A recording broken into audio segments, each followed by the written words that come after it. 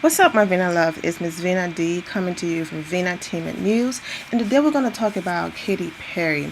Katy Perry have been on her promotion tour promoting her new album called Witness.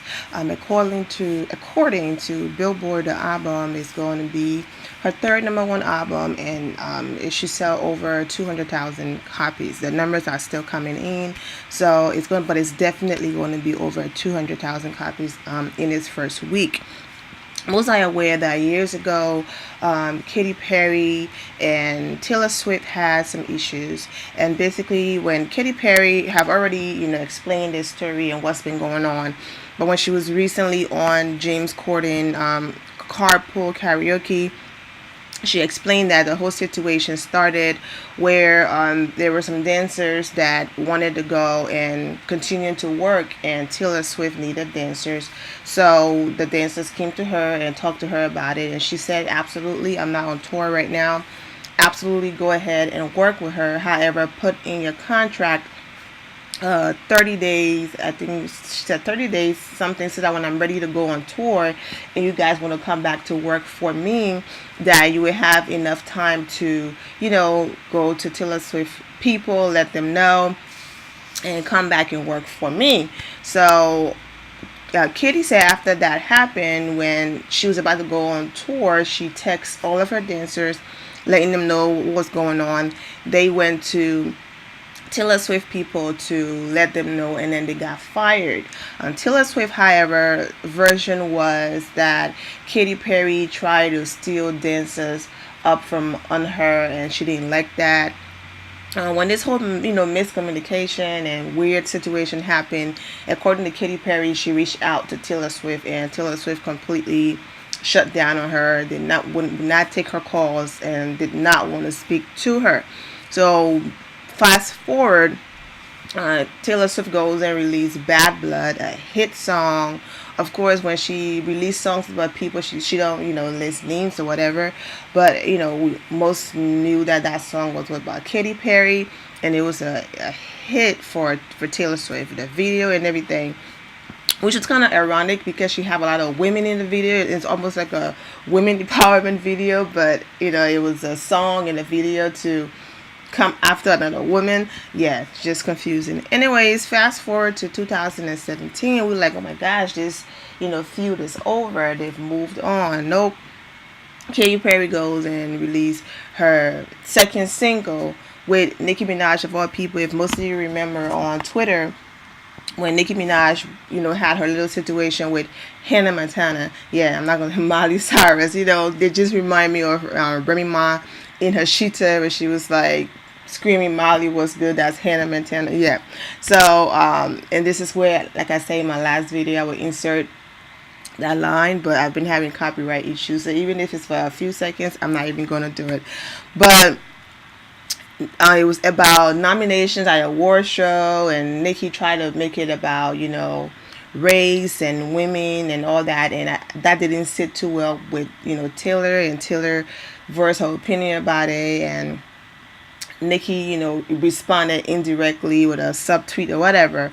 So based on that, Nicki and Taylor are not, they were never close friends. They were never friends. The industry people, they see each other, they say hi, bye. They were never close friends. So even if, Taylor and Nicki are not tight, they were never before. So it's not a big deal. But because of that situation on Twitter, it showed that Nicki and Taylor Swift had some tiny issue. So for Katy Perry to go and put Nicki on a track dissing Taylor, it's like, okay, now on her tour though, she's singing a different tone. She's talking about empowerment and all of the great things that women could do together, and how she wants to let the situation go.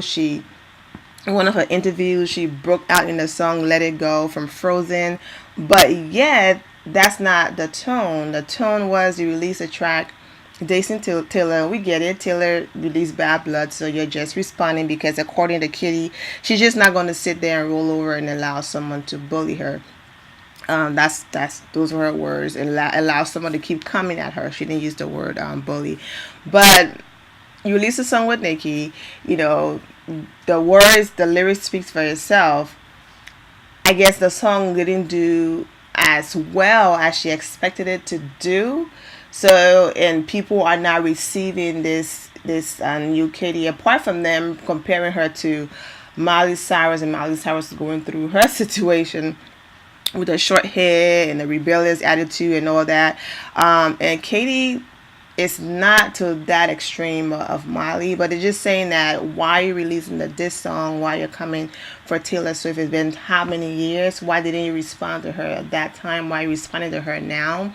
But it looks like because the response wasn't received well, then people, not people, people started, coming after her saying that, oh, we don't like this Kitty, you're being, a mean girl, let it go, whatever happened, be the bigger person.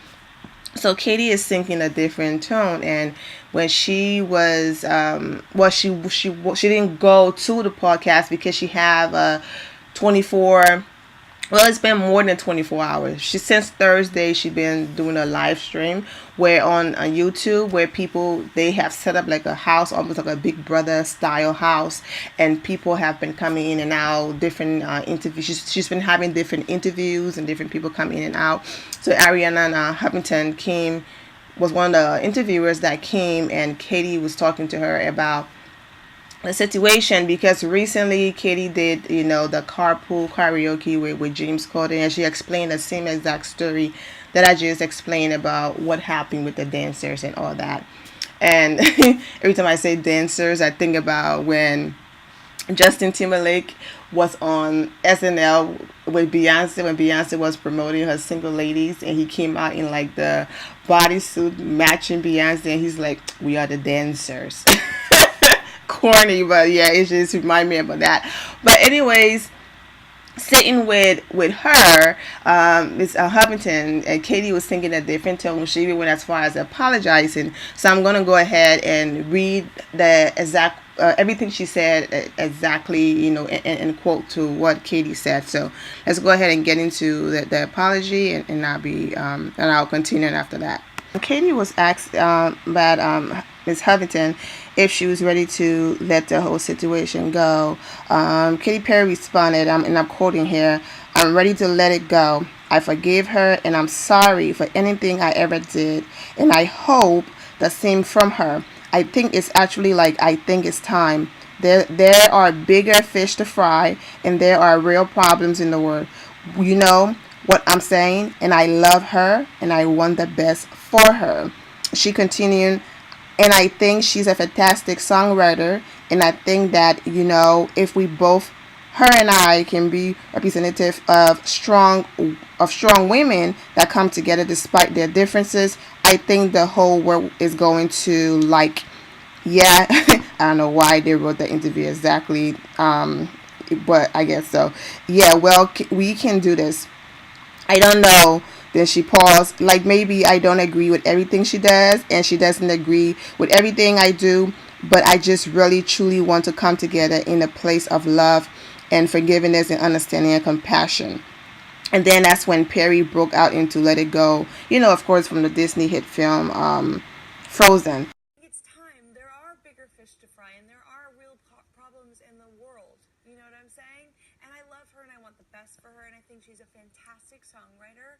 And I think that, if we, both her and I, can be representatives of strong women that come together despite their differences, I think the whole world is going to go yeah, well, we can do this. I don't know, maybe I don't agree with everything she does, and she doesn't agree with everything I do, but I really truly want to come together and in a place of love and forgiveness and understanding and compassion. Oh, I love that. I'm going to give you a hug. Love you. Oh, this is so important, because you know what? So many people who are watching are holding a grudge about something, and they may be completely right. Yeah, sure. But I know for myself that when I forgive, it's just so liberating. It's and this is the same tone after responding to James Corden about exactly what happened. This is the same message that she had. And I understand maybe the song, her second single, Swish Twish with Nicki Minaj. Maybe she recorded it over a year ago. You know, people record songs for a long time that don't make their previous album, and then they turn around and, you know, fix it up and say, okay, I'm going to put it on this album. We don't know when the song was recorded, but it's almost like the way how she's sounding now. I don't think this is a person who, you know, like she's saying in one of her interviews, she's not the same person she was 6 months ago or 4 months ago. So I don't know if this is a recent situation based on the backlash, or if this is how she's felt all along. But it doesn't make sense if she really felt this way, because then she would not have released the song and gone down the path that she went. Also, you know, people are coming for Taylor Swift as well, because, you know, Taylor have taken a break and just about to she's gonna release a few hits, I know, but she's been taking a break out of the spotlight. But recently Taylor released all of her music back onto the streaming, and this is what the message from Taylor wrote.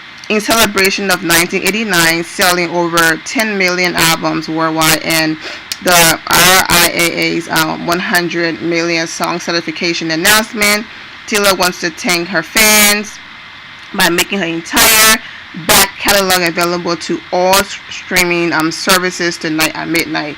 Basically, the same week, the same day that Katy Perry is releasing her new album. So most people are like, okay, you are being petty. We understand you want to celebrate, but why, you know, now? Why take that away from Katy Perry? Because, you know, the streams now are added to the sales for artists. They count. So most people are saying, you know, why are you doing this when she's releasing stuff? But then I understand and see where Taylor is coming from. It's like, okay, this happened years ago. You claim you're the bigger person. You claim that you've moved on, but you release a diss track, you know, on me. You add what's the name on there. You're doing interviews talking about what happened when all of this happened years ago. I thought this was over with, so I'm not going to get into the back and forth as far as conversation. I'm just going to do it through my music, and since I don't have any out right now, I'm going to do it this way. So that was that, but at least she apologized, and she's being a bigger person, Katy, and she wants to move on. And you know, Katy and Taylor Swift also dated John Mayer at different times, so that's also another thing they have in common. But yeah, we're gonna go ahead and move on to the other things going on. I don't want to do two separate videos on Katy Perry, so I'm just gonna do it all in one video. Another interview that stood out was the one she did with Dr. Siri, where she's crying most of the interview, talking about not being her true authentic self, and talking about, you know, how she came from a very strict Christian home, and we know this, and that she just wanted something different, and she felt like there was more out there for her life, and so she wanted to explore that. And because she wanted to explore that, she became very rebellious, and that's when Katy Perry was born. But, you know, sometimes she just want to be Catherine Hudson, which is, you know, her legal name. Sometimes she just want to be Catherine, and she feels like Catherine stopped growing at 11 in order for Katy Perry to grow up and be the woman that she is. And now that Catherine is 11-year-old little girl, and that she wants to go back there to that Catherine and help that Catherine grow into her own woman and be her true authentic self. She said that's why she cut her hair, because, you know, she just wanted to be her true authentic self. And it's okay, Catherine. I guess that, like, you know, I'm really strong as Katy Perry. Yes. But sometimes I'm not as strong as Catherine Hudson, and like. And Catherine doesn't have to be strong. But you know, people like talk about my hair, right? Yes. And they don't like it, or they wish that like it was longer. And like, I so badly want to be Catherine Hudson that I don't even want to look like Katy Perry anymore sometimes. Okay. And like, that is a little bit of why I cut my hair, is because I really want to be my people associated her long black hair or certain looks to Katy Perry. And, you know, she talked about Suicidal on Tuts, and it was a very deep interview, like a live therapy session, if you will put it that way, that she had. She talked about the church and how she feel like the church can be very judgmental, and even though and it scares her because it's supposed to be a safe place and come as you are, but she feels like if she go as she is, they won't accept her. She talked about the industry. And she talked about love. I mean, it was a very in-depth interview that changed a lot of people's perspective about Katy Perry. So I'm going to insert a short clip here, but definitely check it out. I'm going to put the link in the description below. You can click on it and go to I did a full blog on this, so you can go through all of the interviews, all of the stories, and read it all on my website. She also sat down with civil rights activists, and he's very, like, I think started the movement or head of the movement of Black Lives Matter. She also sat with him to discuss cultural appropriation, and I'm going to insert a short clip here as well. D-Ray McKinson, she sat with him. I don't want to make this a long one today, but she sat with him and they discussed, I don't know if you guys remember, but years ago Katy Perry released a video called This Is How We Do, and in that video she's eating watermelon, and she have her hair braided. One of the stereotypes of, and sometimes can be seen as a racist connotation about black people, is the fried chicken, the watermelon, and those are good food. But I'm black, of course. You hear my accent, but those are great food. But not only you hear my accent, you see my angel. What am I talking about? But if I don't cut this part out, it's okay. I'll leave it in there. But yeah, she talked about that, and in the interview, he brought that up, and he spoke with her about that, and Katy Perry talked about the video, and she said, this is what she said, and quote, in my intent to admire and appreciate the culture, I actually did appropriate, and she said I made a mistake, and she said she made a mistake, and she blamed, juggling all of these different things, and she made a mistake, and she apologized for that. She said that a friend pulled her aside and explained to her the offensive nature of what she did, because she didn't understand why people was getting so mad at her for simply just braiding her hair. She wanted her hair braided. She wasn't thinking about color when she did that. She just simply liked the style and wanted to braid her hair and couldn't understand why people made it about race. That's what she said. But she did apologize for that, and she said that one of her friends pulled her aside, an African American friend pulled her aside and explained to her why that was inappropriate, what she did. And I'm going to try to go to exactly what she said. Her friend said to her, let's see here. She said, let me see, I'm trying to find the quote because I want to say exactly what she said that her friend said to her. And of course, now that I'm talking about it and things like that, certain information is getting off my screen. I had everything set up here. And let's see. Yep, a friend pulled her aside and explained to her the offensive caused the African Americans. She told me about the power in black women's hair and the struggle, and I listened and I heard and I didn't know. And then he also asked Perry if she could understand why people would react the way they did over the This Is How We Do video. And she responded, I have lots of white privilege, so I get it. That's why they react that way. I've made several mistakes, even in like the This Is How We Do video about how I wore my hair, and having a hard conversation with one of my empowered angels, Cleo, about what does it mean? Why can't I wear my hair that way? Or what is the history behind wearing the hair that way? And she told me about the power in black women's hair and how beautiful it is and the struggle. And I listened and I heard and I didn't know, and I won't ever understand some of those things because of who I am. I will never understand, but I can educate myself, and that's what I'm trying to do along the way. And even in, my intention to like appreciate Japanese culture, I did it wrong with a performance, and I didn't know that I did it wrong until I heard people saying I did it wrong. And sometimes that's what it takes, is it takes someone to say, out of compassion.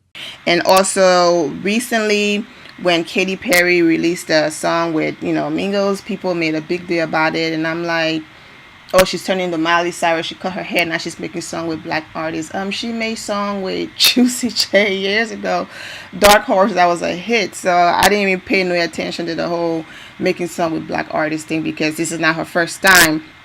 But recently, I'm going to insert the video here as well, when she was, I don't know if it was live or if she just recorded a Snapchat story or what it was, but people kept questioning her hair.